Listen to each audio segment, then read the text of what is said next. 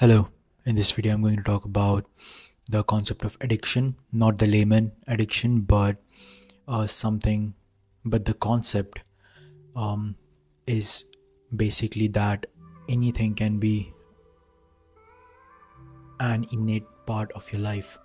Your life can be incomplete about anything, around without anything.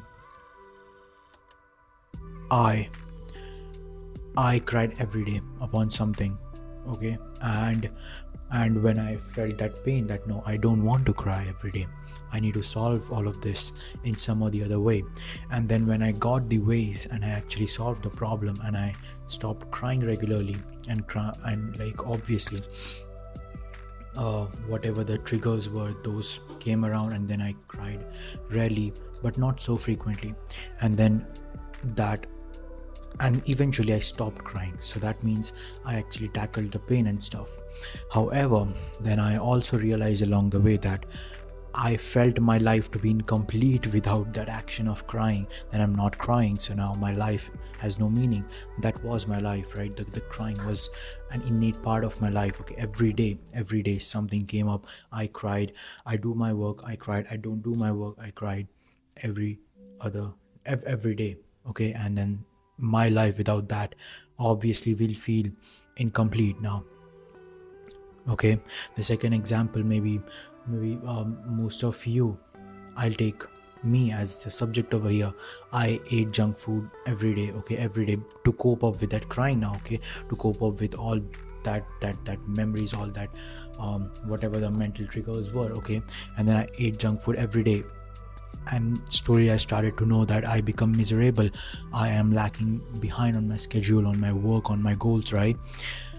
And then I found a way to stop doing that. And a very common way out there in the market today is the thing that just realize what happens to you after you do that certain thing. For example, if you yeah, for example, take junk food itself. If you eat junk food, okay, you feel obese, you feel fatigued, and then you cannot do your work, and then you lag behind on many things. You cannot talk to your friends, you cannot make networks, you cannot make connection. The very bad part is that if you are at home and you eat junk food, and with that you follow certain, more like a set of bad habits together in a certain chronological order, then you're fucked for the day. And then 2 days, then 3 days, then a week, a month, and entire year, and thus the life, if that goes on, right? And that is what happens to you just because you do that first action to eat junk food, to cope up with some other problem. Okay, because this is other problem you're creating in coping up with other problem, right? And so this was a very, very common way which I actually basically applied. Okay, I saw that, how do I feel? Okay, I feel pretty bad. So I got the urge of eating the junk food. Okay, I didn't eat that.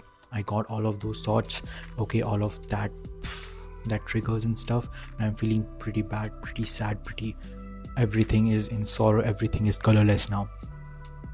I got more urge, I got the urge really increased now. Then I started to think, what will happen if I ate the junk food? I wouldn't be able to make the video, my assignments. Oh boy, it would be very difficult to do them. My started really very difficult to do that as well. However,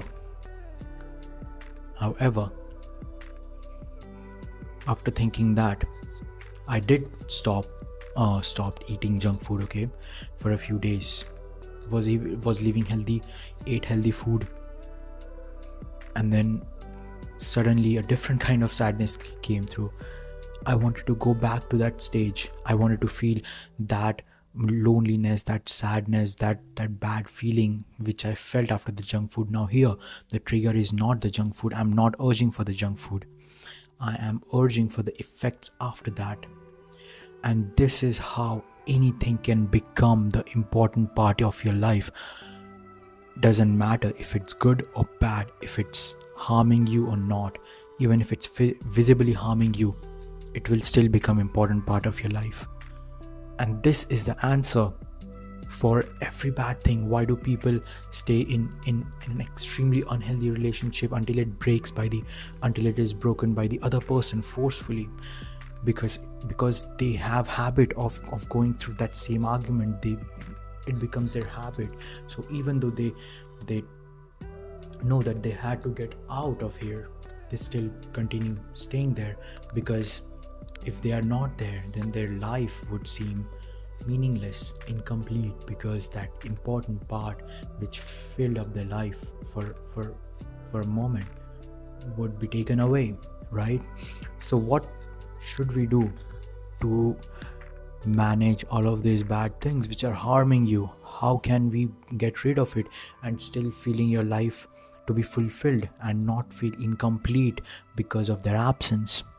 How will I manage to not cry and still feel fulfilled? How will I manage to not go through all of that suffering which I suffered after eating junk food to cope up to that another problem, and still feel fulfilled in my life, still not feel that my life is incomplete, I'm missing something? What should I do? So instead of thinking about what would happen after you do that, any bad habit or any trigger, any coping mechanism to a trigger, do not think what will happen after that. How would you suffer to avoid doing the bad habit? Instead, substitute something else. Substitute a good habit. For example, instead of eating a junk food, eat a good food. Okay, that won't make you suffer. However, you still want to suffer, right? Your life feels incomplete in absence of that suffering. So go to the gym, there you suffer. Okay, substitute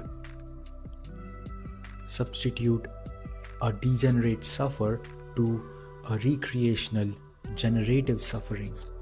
For example, gym. For example, doing any hard task. For example, solving a math problem, a math assignment, something like that. Substitute that to a generative thing. So all in all, briefly, what to do is to not think about the suffering, okay? Because you're now kind of attached. You cannot put that suffering away from your life, or you'll have to suffer the sadness, that's for sure. And if you can suffer the sadness, then sure, go ahead and just put that suffering all the way out of your life, okay? But if you don't want to suffer, then this is a very simple path to substitute degenerative suffering and degenerative habit to the similar generative and generative habits and generative suffering, because it's the universal truth that every coin has two sides. But what will be more accurate to say is that every particle has an antiparticle. Okay, so physics have proven that. So in the same case, every event should have an anti-event of the same power, of the same energy. So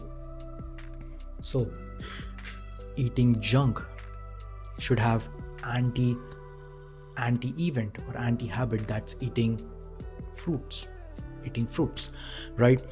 Suffering, okay, suffering by the stomach problem, suffering due to fatigue, okay, could be substituted by suffering in the gym, suffering physically, suffering mentally by solving a problem, okay.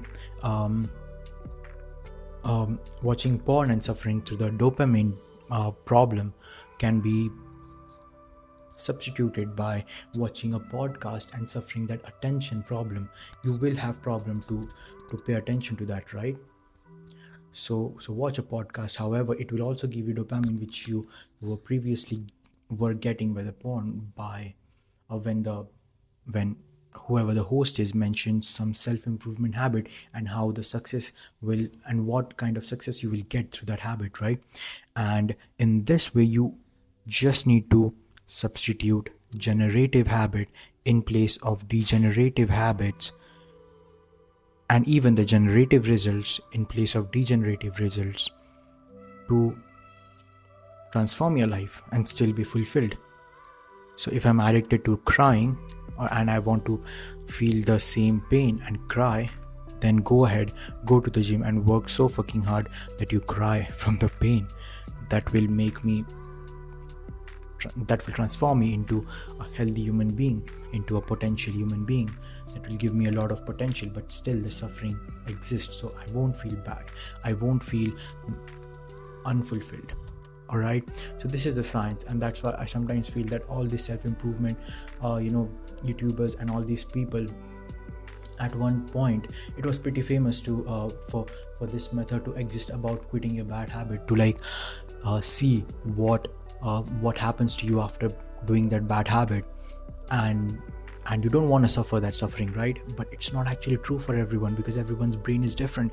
And if we have this world divided into two kinds of brain, then one kind of brain is who will be fulfilled by completely eliminating the suffering, and the other part of the people whose brain, like me, will feel unfulfilled if they do not get that suffering into which they have been for a prolonged period of time and now are habitual to that. Yeah. However, this another part of brain is kind of a mental imbalance as well. So it is very good if if you also look at it a bit and go to a doctor, go to a psychologist, go to a psychiatrist if possible, okay? Because this is what creates certain disorders, because you're getting habitual to anything you are being prolonged to. If you are being prolonged in the environment where the people are keeping you as a slave, and like maybe you have really bad parents. Now I am pretty lucky to have really awesome parents, but some of you out there have really bad parents. So what happens is you get habitual to that environment, and then you struggle to live with anyone who is better, who treats you the best. You do not live with them. You prefer those who will treat you badly, just like your parents. Okay, so that's kind of a mental imbalance. But even with that mental imbalance, this is the way I just suggested you, using which you can transform your life and like get it in a better way, or get it towards a better thing. And with that I end. Thank you so much. See you in the next video.